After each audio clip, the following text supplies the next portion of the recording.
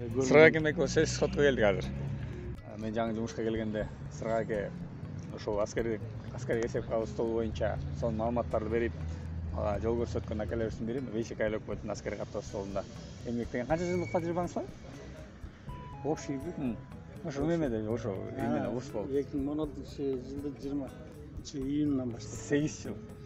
Административдик аймактык реформа болуп атпайбы? Ошол боюнча сиздин пикириңизди угайындап атам.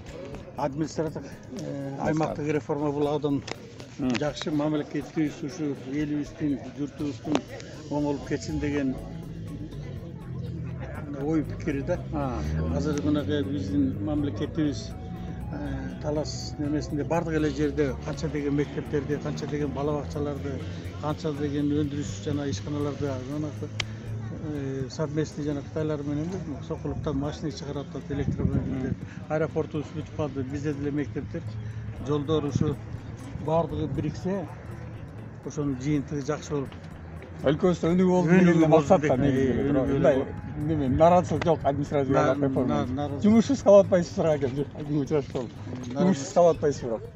Жумушсуз калганда эми келечек жаштардыкы дейт.